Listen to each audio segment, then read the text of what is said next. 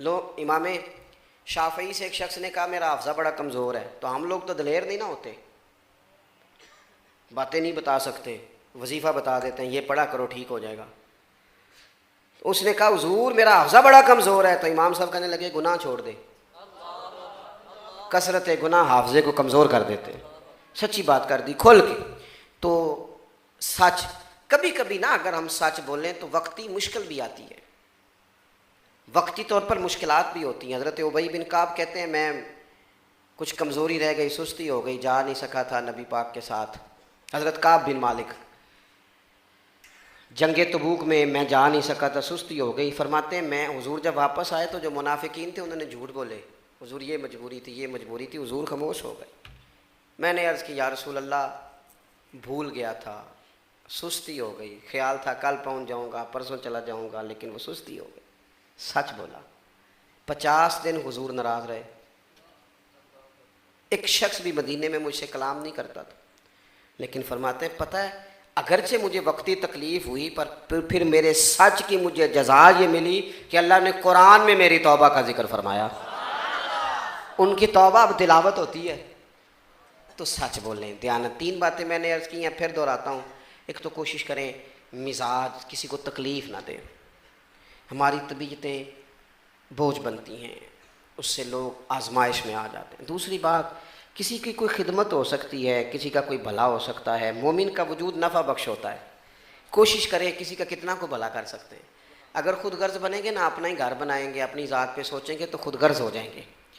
کچھ کسی کے لیے کر گزرے، کچھ کر دے، نام رہتا ہے۔ میرے حضرت صاحب فرمایا کرتے تھے کہ اگر اپنا بچہ نہیں نہ پڑھتا تو کسی غریب کا بچہ پڑھا دو، اس پہ پیسے خرچ کر دو، وہ کچھ کر جاؤ نا زندگی میں۔ وہ مطلب اپنا بچہ اگر نہیں بھی پڑھتا نالائق تو اس پر ہزاروں لگانے ہیں، اور ایک بچہ بیچارہ ایسا ہے جس کے پاس فیس ہی نہیں ہے، پڑھ ہی نہیں پا رہا۔ تیسری بات یہ عرض کی آپ کی خدمت میں، زندگی سچائی والی گزاریں۔ پتہ ہے دنیا میں رشتے اعتماد سے قائم ہوتے ہیں۔ ہمارے ہاں نا جھوٹ عام ہو گیا ہے، جھوٹ بولتے ہیں، بیٹے کے حق میں جھوٹ بولتے ہیں، بیٹی والوں کو سچ نہیں بتاتے۔ اسی طرح بیٹی والے بھی اکثر سچ نہیں بتاتے، وہ جب راز کھولتے ہیں تو اعتماد ٹوٹتا ہے۔ اب میاں بیوی کا رشتہ اس نے قائم ہی اعتماد سے رہنا تھا، لیکن جب اس کی بنیاد جھوٹ پہ ہے وہ پھر اعتماد نہیں رہتا۔ ہم اپنی زندگی اگر ہمارے استاد صاحب تھے تو پتہ ہے اعلان کر رہے تھے رمضان کے آخری جمعے میں پڑھتا تھا اس وقت، انہوں نے اعلان کیا کہ عید کی نماز کا، کہنے لگے 9 بجے آ جانا سارے، میں مناسب وقت پہ جماعت کھڑی کرا دوں گا۔ میں نے بعد میں عرض کی حضور یہ کیا اعلان ہوا 9 بجے آ جانا مناسب؟ کہنے لگے پتر اگر میں کہتا نا 9 بجے جماعت کھڑی کروں گا تو ممبر پہ بیٹھا تھا، مصلی ہے، مسجد ہے، 9:01 بھی تو ہو سکتا ہے نا، تو ڈر لگتا ہے نا۔ ہمارے حاجی ابو داؤد صاحب رحمۃ اللہ علیہ کے ہاں جب اجتماعی قربانی کا اشتہار چھپتا تھا نا، یہاں سب نے لکھا ہوتا ہے فی حصہ اتنا، انہوں نے نیچے لکھا ہوتا تھا کمی بیشی بتا دی جائے گی۔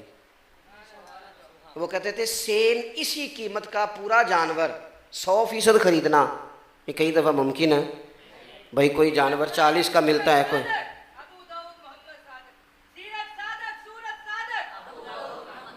اللہ آپ کو جزا دے، اللہ تعالیٰ جو میرے عزیز۔ تو کوشش کریں زندگی میں جھوٹ نہ ہو، بددیانتی نہ ہو، یہ ہمیں ہمارے رسول نے دیا ہے، اور ان چیزوں کی ہمیں ضرورت ہے۔ اگر یہ چیزیں ہمارے پاس نہیں ہوں گی تو زندگی بے قرار اور بے چین گزرے گی۔ اللہ کی بارگاہ میں دعا کرتا ہوں اللہ تعالیٰ مجھے اور آپ کو توفیق عمل عطا فرمائے، اس خوبصورت محفل کا اہتمام کرنے والوں کو اللہ بہترین صلہ عطا فرمائے، ہماری حاضری قبول کرے۔ آخر دعوانا